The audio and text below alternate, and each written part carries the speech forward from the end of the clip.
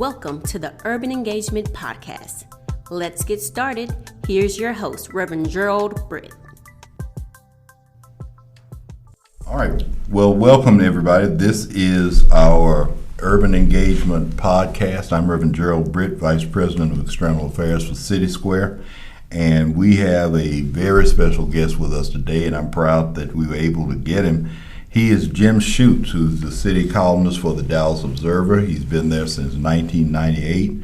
He has been a recipient of the Association of Alternative News Weekly National Awards for commentary and the Lincoln University's National Unity Award for writing on civil rights and racial issues. And in 2011, he was admitted to the Texas Institute of Letters. He is not only a columnist for the Observer, he's also an author. You've written 4 books, is that right? 4 or 5? 5, I think. Yeah. And I did not know that till I got ready to do a little background on you. Of course, the book that he is most noted for, the one that has increased my net worth, has been The Accommodation. And if you go look that up on Amazon, you find out how much that costs, you'll understand exactly what I mean. Jim, we're glad to have you. Thank you for consenting to do this. Thanks for having me. It's an honor to be here. Well, it's like I said, you've interviewed me plenty of times down to the years, so turnabout's fair play. I don't know if I believe that, but we'll try. So, I was interested, I wrote a column for a few years for the Morning News. Yes. And I got interested in that in 2 ways that may kind of seem random, but years ago when we were living in Hamilton Park, we attended a summer camp at Moreland Branch YMCA, and they took us on a field trip to the Dallas Morning News, and we got a chance to see kind of the guts of the operation, the printing and all that other kind of stuff. So that kind of stimulated an interest in me in newspapers. Right. And then, of course, I grew up on comic books. And so did I. Superman and Clark Kent and Lois Lane kind of stimulated my interest. And after I started preaching, there was a pastor in Dallas. His name was Robert Wilson, who used to write a column in one of the minority newspapers called Thoughts I Think. And it never was really kind of a spiritual thing. It was kind of a broader brush column that usually had some spiritual values associated. But that let me know that there was a possibility that I could write and not just write sermons. And so that kind of stimulated. How did you get into journalism? Well, that's funny, because I was not a journalism major, and my first job out of college was working for the Michigan Historical Commission, working on historic markers.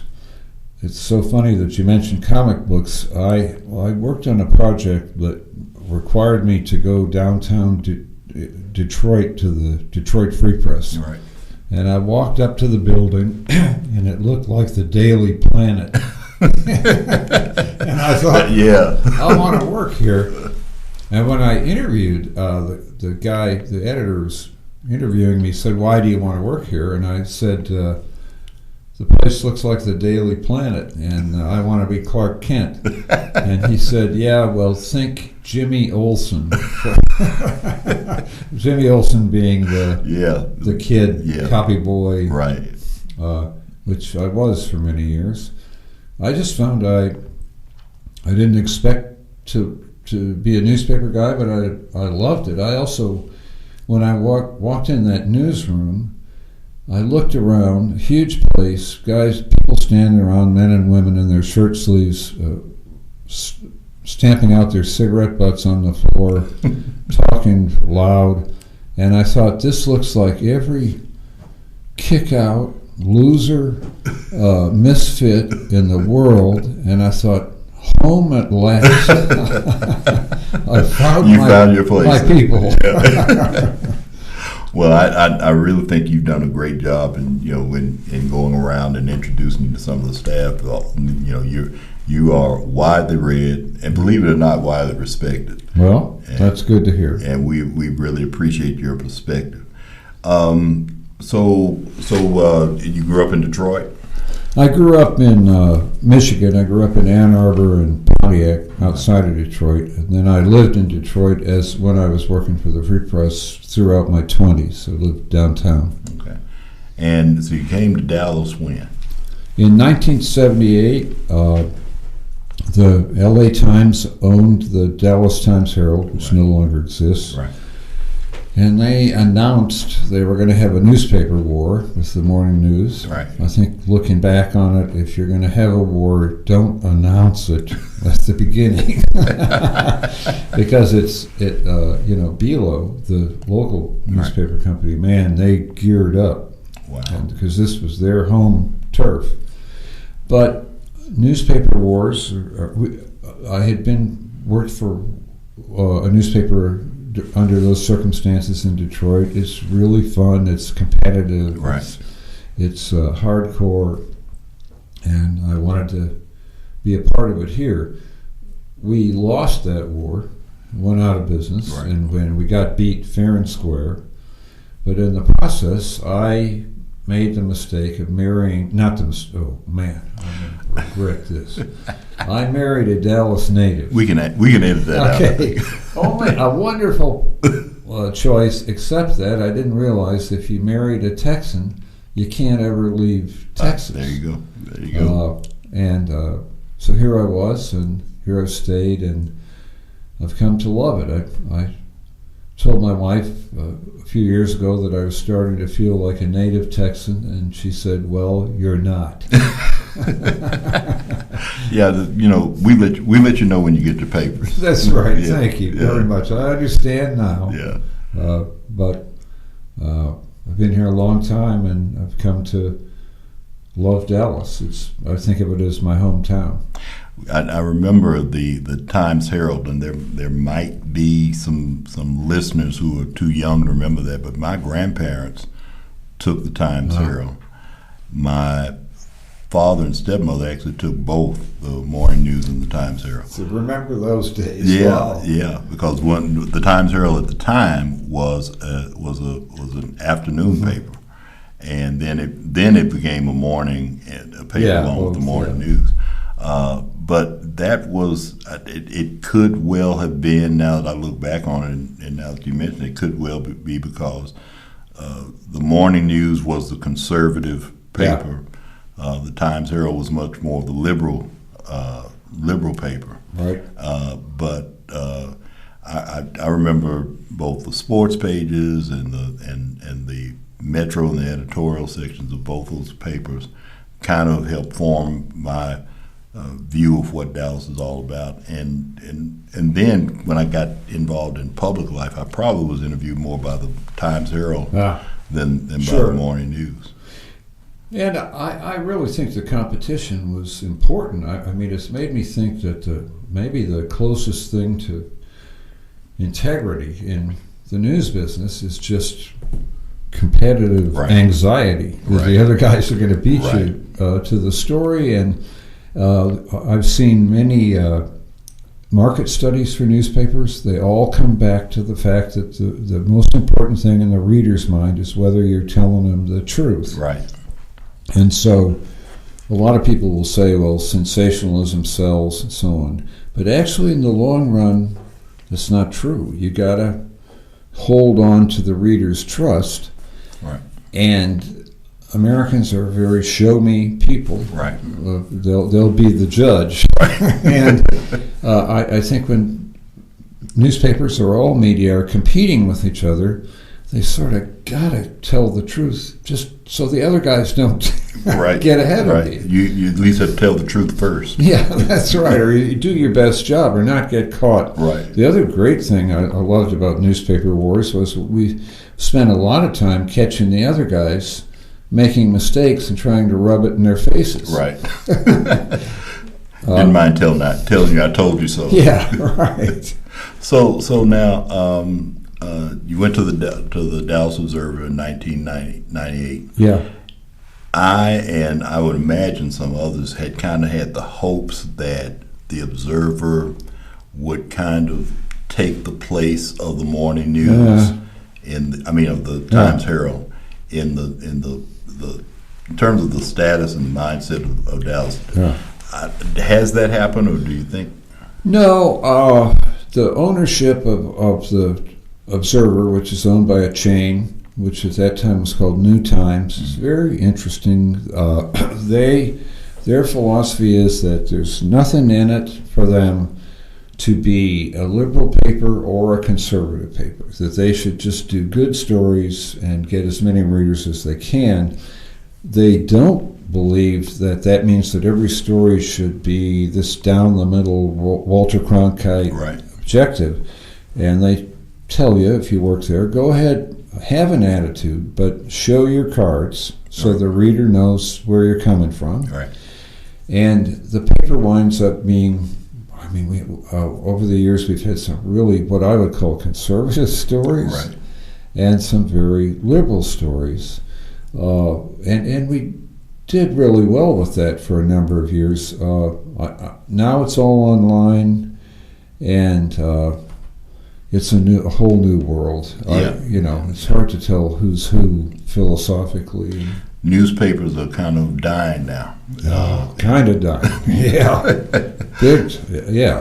And it is owed to online sources where you can literally pick what stories you want to read without regard to parent publication or anything like that. Absolutely, and we've actually done better than the dailies. We started on the online thing long before the dailies. The dailies had a certain arrogance that we're the big papers. We don't have to worry about this internet stuff, and our company never felt that way. So we went to the internet first, and now I don't get when I sit in a staff meeting, a lot of what they tell me is going on, they could be speaking Eskimo to me. I don't understand it, but I do know that what you just said is true, that people don't go to the internet looking for the Dallas Observer. Right. They go because they're referred to something by Facebook, by somebody on Facebook. Yeah. A tremendous amount of our traffic comes from Facebook. Right. Yeah. And I get it, because it's easier to go to diverse sources like that and compare and contrast to the degree that readers have that much discernment. But I also think that, I don't know, I tell people I'm kind of tactile. It's taken me a while to get to the point where I would literally read an online paper every day. Even with my columns in the morning news, I look at them online now. But it's just kind of... It appears too random to me, and at the same time, like I say in church, we all kind of have to bow to culture to some extent. Yeah, what bothers me, we quit taking the New York Times daily because it got too expensive. Mm-hmm. So I started reading it online. We still take it on Sunday, but daily I read it online.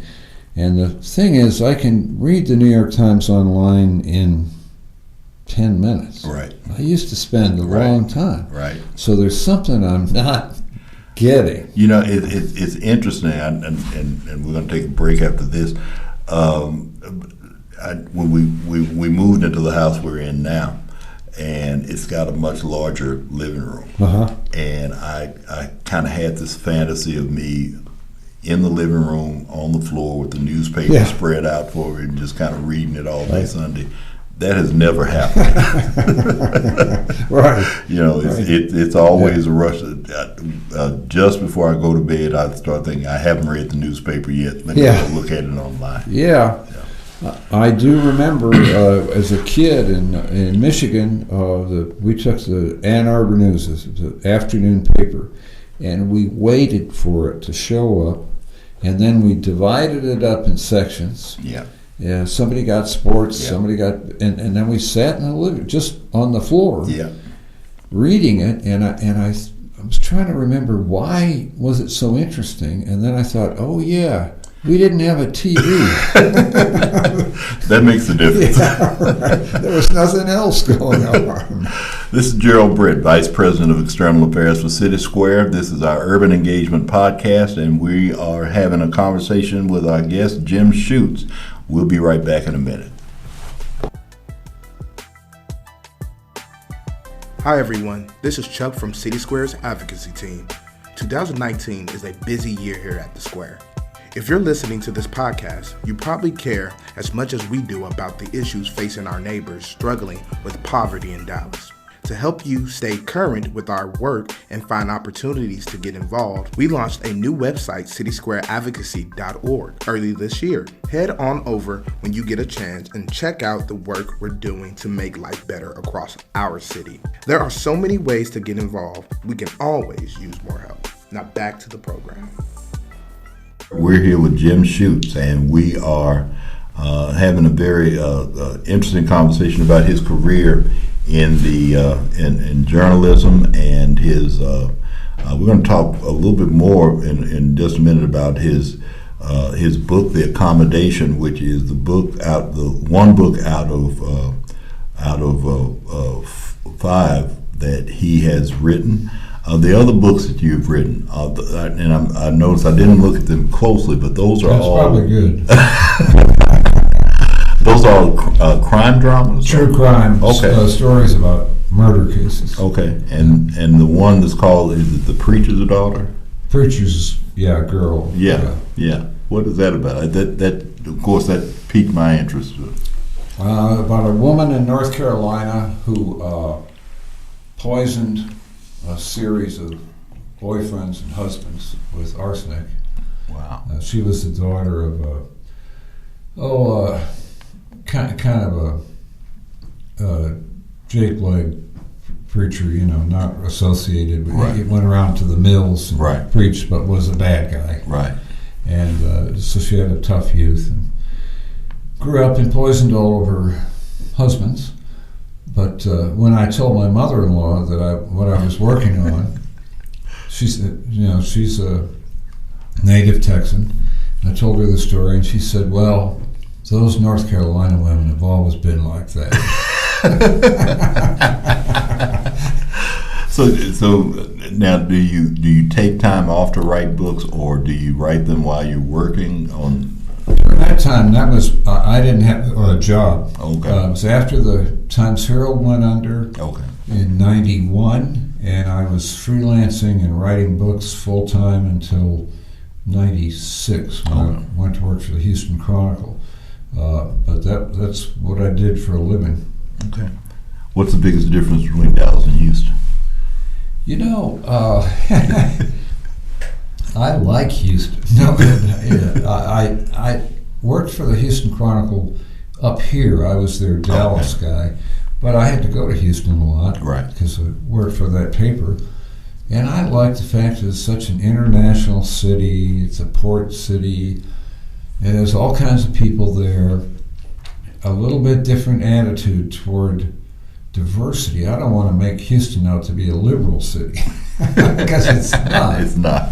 But it's just sort of cooler about having like Asian neighborhoods and right. so on. Right. And Houston has politics that, as a reporter, I preferred because you can see it all right out front. I remember I was interviewing a guy who sold garbage trucks to the city, and he said, "I paid the mayor the standard amount for that contract, and then they didn't give it to me." And I said, "Well, now we need to be careful about language." You say, "You mean a performance bond or something?" And he said, "I don't know what that is. I just put the cash in an envelope and sent it over there." And I thought, yes, this is the kind of shit. Well, all the graph is out in the open. That's right. So I like that. How many columns do you write during the course of a week? Because I noticed the date lines on your columns, they were all pretty close, so it's not like you're writing one a week. No, I'm writing 3 a week. Okay. For a while, I was doing 5 a week. Wow. And we did manage to get that cut back. I told him this was starting to look like elder abuse. But 3 a week, and one of those is duplicated in the newspaper, or as we now call it, the paper product. So I have 3 a week that appear online. They appear Monday, Wednesday, and Thursday. All right. Okay. And then one of those also appears in the newspaper. Okay. All right. So now let's get to your subject expertise. Is kind of all over the map. So we have to, which means no expertise. Yeah. So what did you think about the Democratic debate? Oh, I liked it. I heard all these ideas that I thought it was so refreshing to hear people talking about. Actually talking about policy. Yeah. And it was spirited. I hated the coverage of it afterward. It made me not proud of my business. It was all this like sports coverage. Who's on first? Who got a good jab in it? Right. Who? And I hope that's not how we're going to pick the president. Maybe.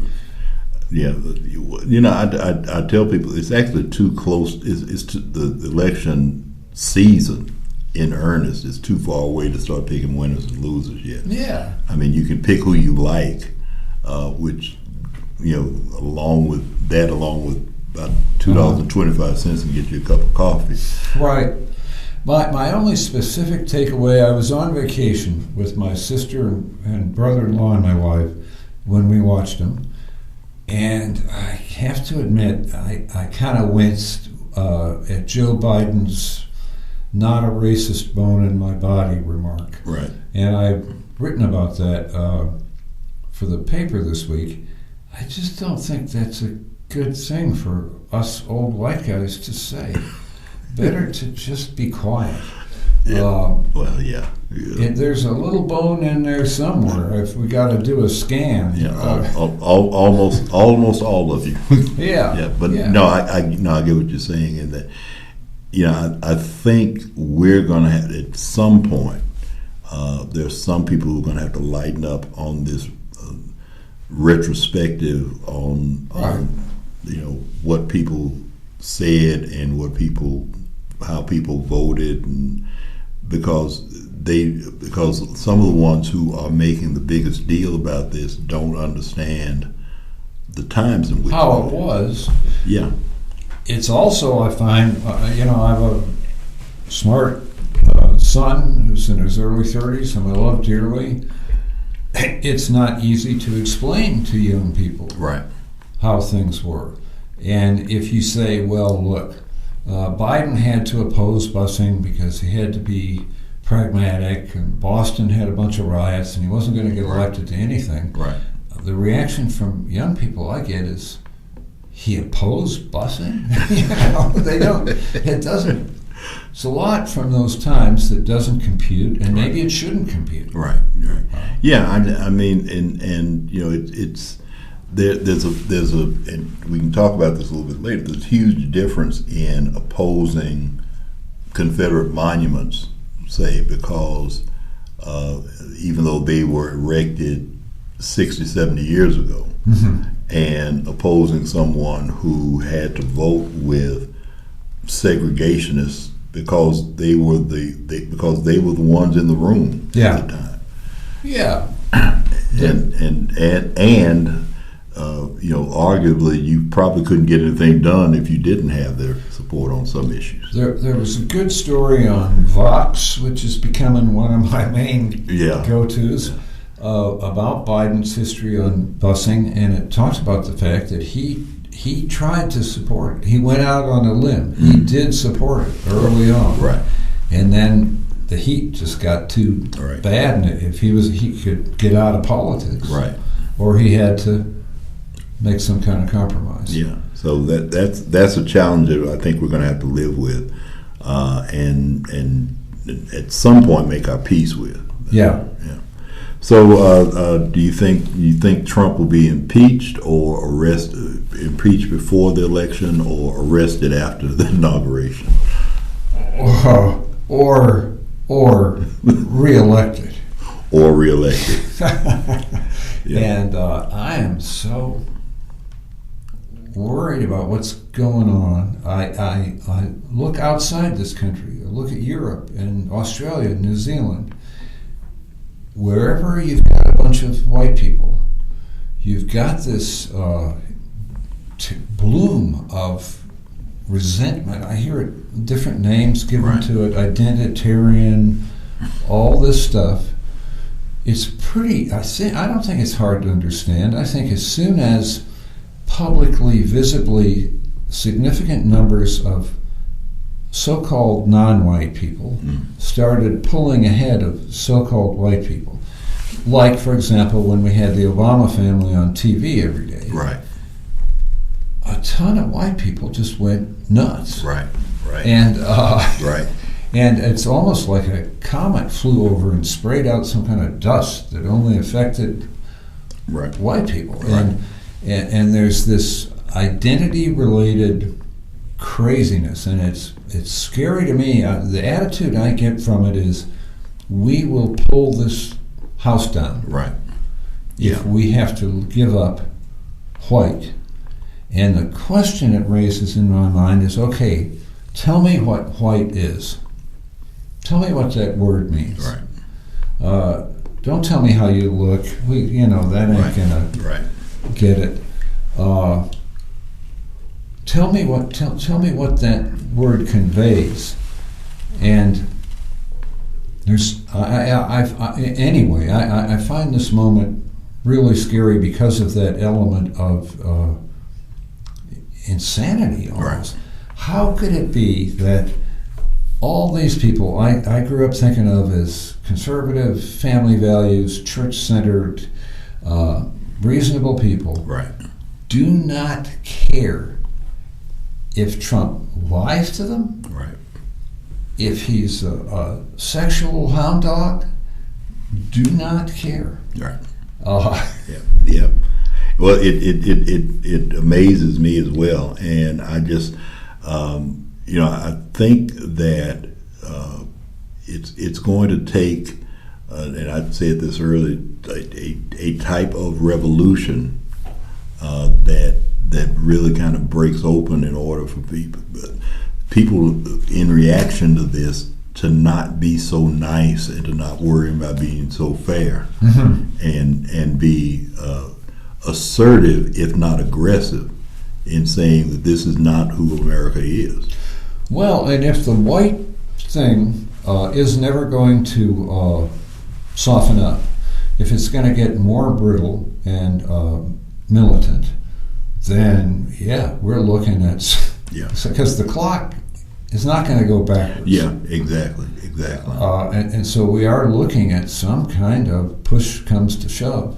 Brian Stevenson has a documentary on HBO, and he mentions that whenever there is progress with black people in particular, there always follows this pushback that is more violent and more threatening than it was prior to the progress that has been made. And maybe that's what this is. It's a pushback that will be overcome. The thing I've finally figured out about being white was that, especially when I worked in Detroit, which was newly a black majority city, I had lots of moments where black colleagues or people I was dealing with in the city would challenge me. And I hated it. It really I thought, hey, I'm a liberal. My parents were Roosevelt liberals. I have a get out of jail free card and all this stuff. And the challenges were things that made me realize, so what? I'm still white, and I've got this stuff to overcome. In that process, which wasn't fun, I discovered, and I think it's true for white people generally, that getting over the worst of it is a liberation. The white racist view of the world, when you think about it, is really scary. That the world is occupied by all these people who are not really people. They're like from another planet. And that's a scary, the thing we pay not enough attention to is the fearfulness of white racism. Right.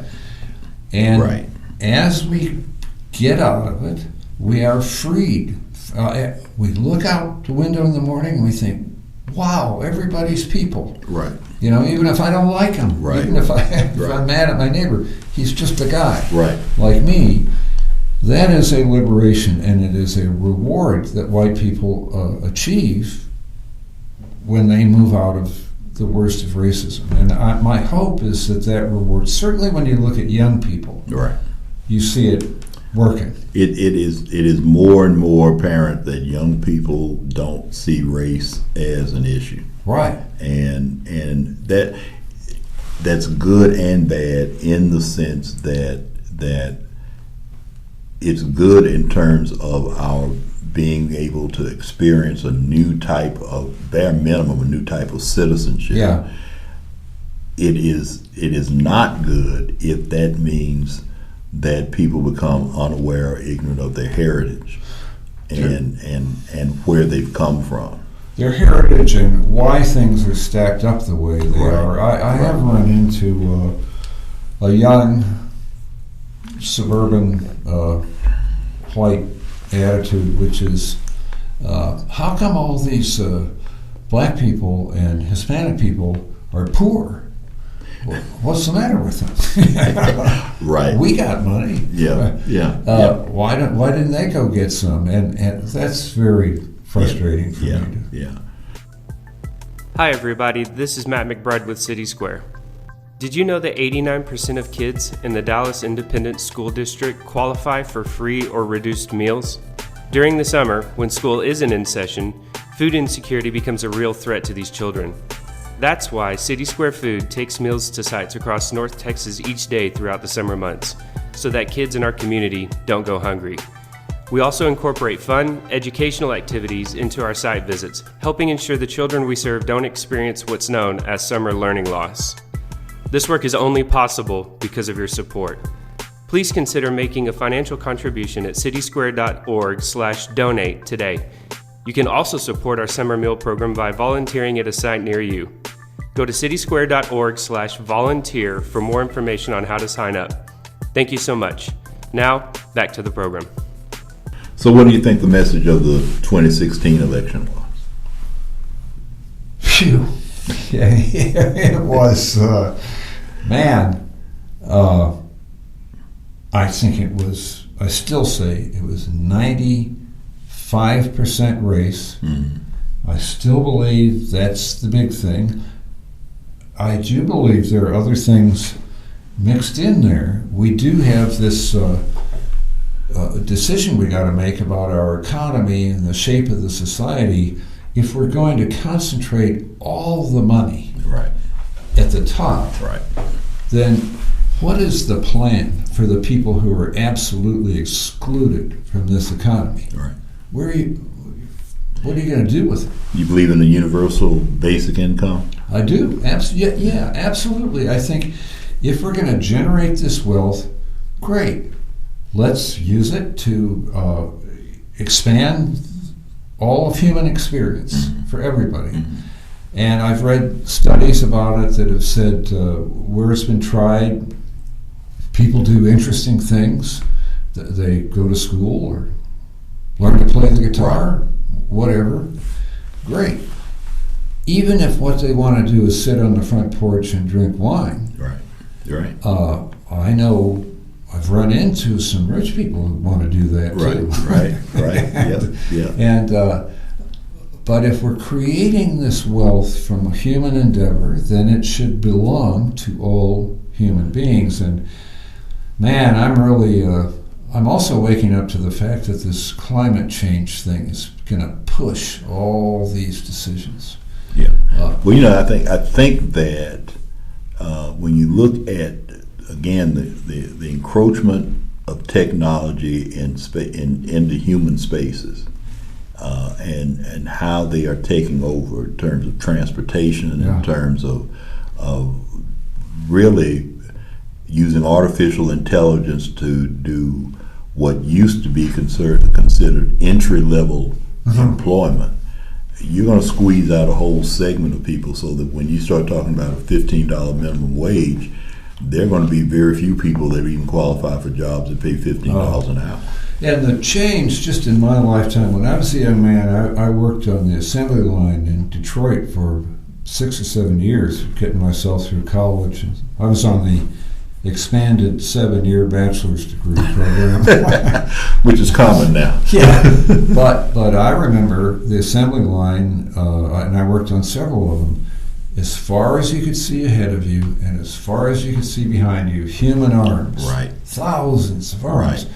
And I see video now of those assembly lines. Right. All Robots doing that. robots. Yeah. So what about those people? Yeah, exactly. What's the plan? Exactly. Are they supposed to just walk off in the ocean and die? Yeah, and these were jobs that were paying $20, $25, $30 an hour. And now it's kind of hard to go back from that to making $20 an hour, $15 an hour. Yeah. Working at McDonald's where you're literally working part-time. Right. Yeah. Plus those jobs, those industries drew people from all over the world together. Right. And put them in this factory. Right. Where they had to learn some new attitudes toward each other. Exactly. The socialization of Yeah. Yeah, exactly. My dad, both my father and my stepfather worked for the post office at various times. Right. That was for African Americans the pathway to the middle class, yes, particularly down here. And the more that becomes threatened, the more, again, you don't have the opportunities that you had to really find an entryway into the middle class.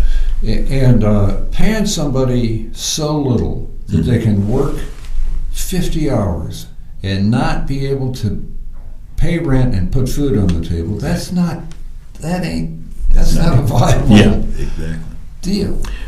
Gerald Britt with City Square. This is our Urban Engagement Podcast. We're talking with Jim Schutze about some of everything, and it's an enjoyable, wide-ranging conversation.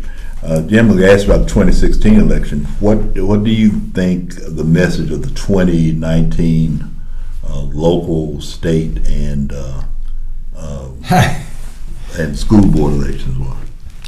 You know, I kind of completely just gave up any pretense of journalistic objectivity, and I picked some favorites in the mayoral and city council things, and I shamelessly sort of campaigned for them. And after Election Day, my neighbor came off his porch across the street, and he said, "Schutze, politicians ought to pay you not to support them."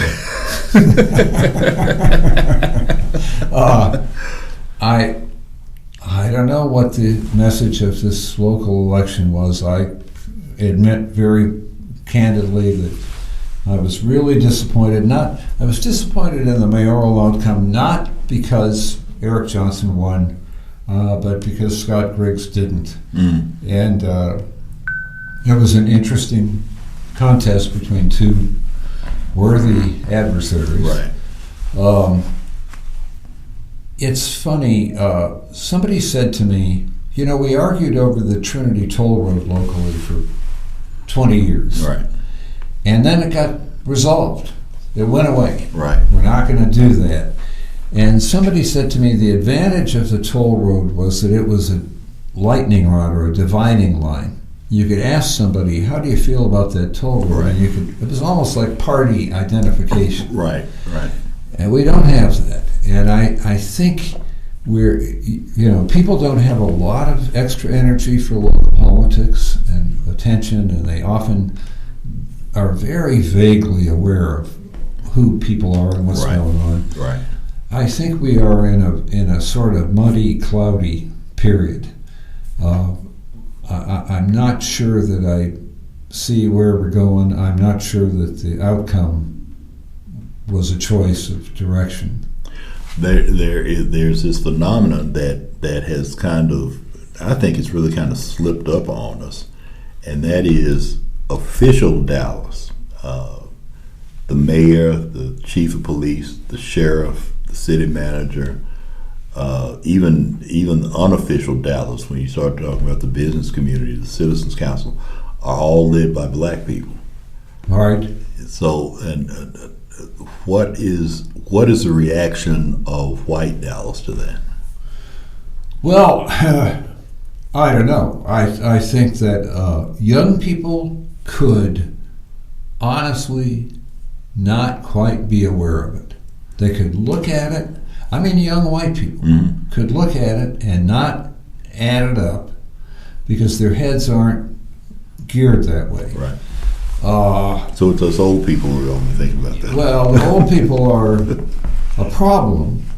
And we have, for example, with this murder problem, right, which is a serious issue, right, and probably just the top of the peak of the iceberg for violent crime, we have a problem.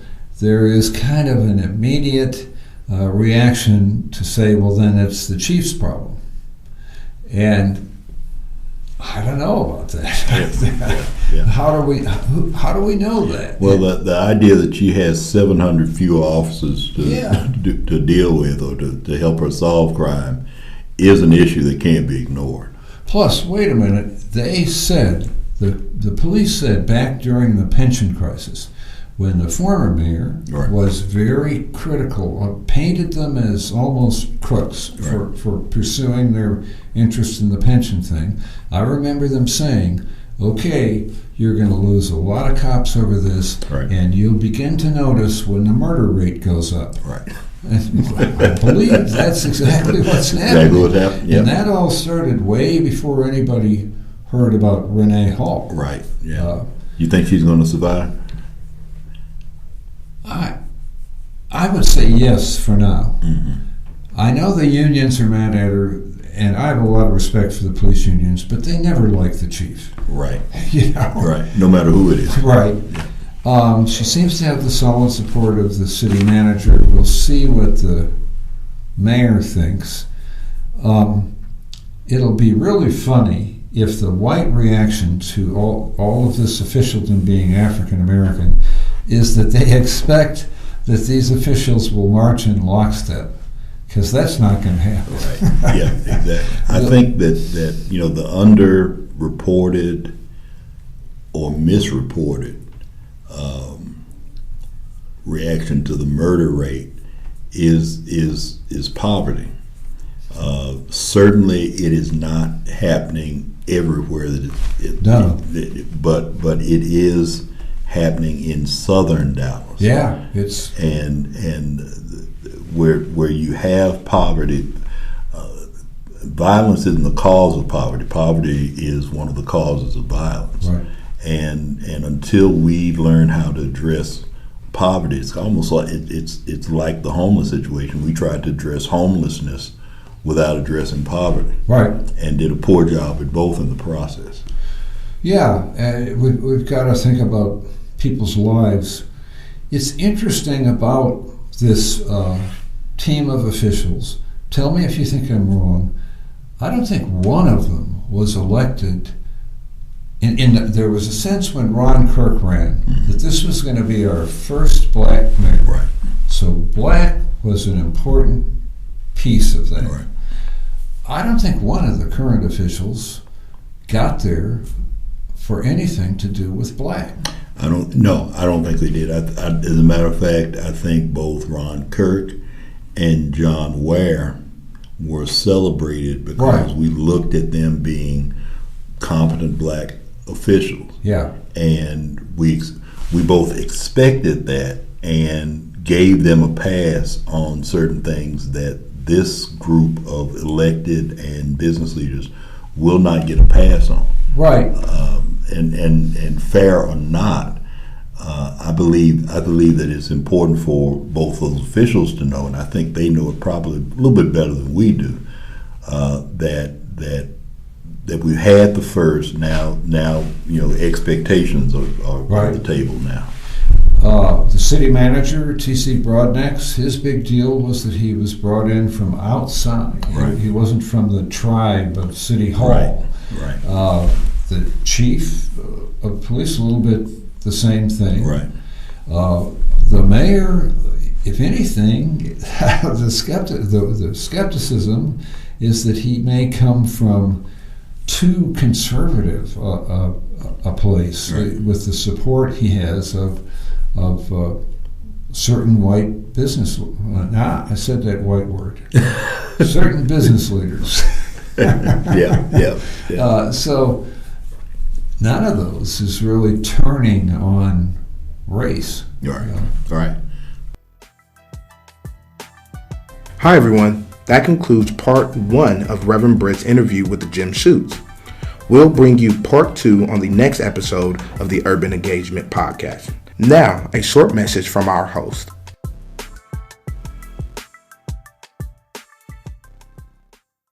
Every month I give 10% of my income to my church.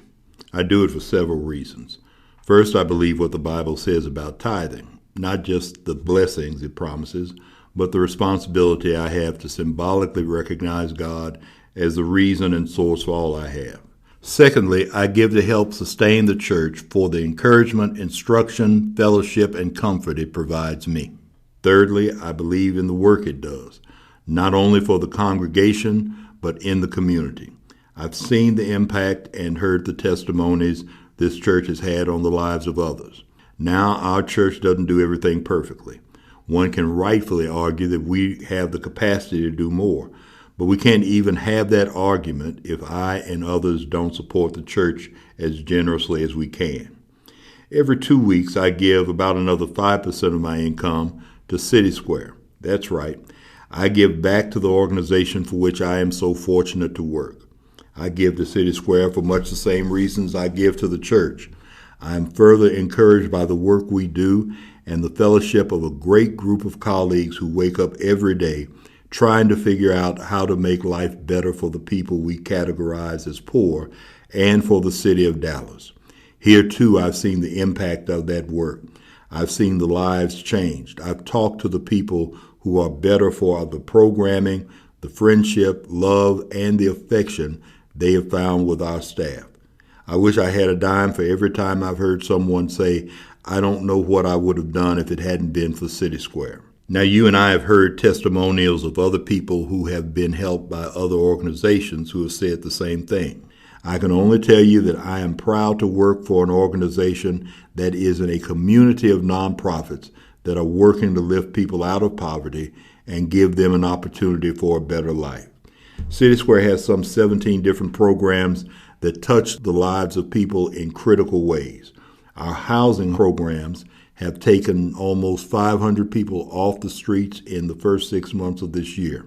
Our food pantry has distributed food to nearly 7,000 people, and our healthcare clinic is a medical home to some 1,255 new neighbors. I repeat, all of this is in the first 6 months of this year, and that's just 3 of our 17 programs. And I don't want to leave out our advocacy department. City Square is one of the few nonprofits which can address issues by policy as well as charitable acts. This year, we went to Austin to advocate for an agenda of issues fighting for legislative solutions for housing discrimination, greater Medicaid access for mothers and children, SNAP access, and against voter purging. We work with coalitions which increase education funding and are presently working with Dallas ISD to help our district become truly equitable in every area of their work. Our urban engagement podcasts, book club, and film screenings are the means by which we educate the public on issues that we're working on and which align with our values. Just check our website in the next couple of weeks and you'll find out just how hard we've worked in this area and how effective we've been. So this is an appeal. Every organization has a tough time during the summer. Ours is no different. I'm not asking you to join me in giving 5% of your income, although that would be nice, but every dollar you give helps us continue our work throughout the summer and beyond. And we will be a great steward of your resources and make certain that we will use them in creative ways to relieve those who are homeless and hurting, and to challenge and to bring change to those institutions that touch the lives of our neighbors. That's not a bad return on investment, is it? You can join me in being a blessing to others and bringing change and renewal to our city. Go to www.citysquare.org and find out how to make a generous donation to keep our work going. Thank you so much for listening to the Urban Engagement Podcast. If you would like to learn more about City Square and the work that we do, please check out our website at citysquare.org. And if you like what you see and would like to join us in the fight against poverty, please consider making a donation. Your gift will have an immediate impact on the lives of our neighbors, relieving them from the desperation of poverty and giving them the necessary tools to succeed. Be sure to tune in next month. Until next time,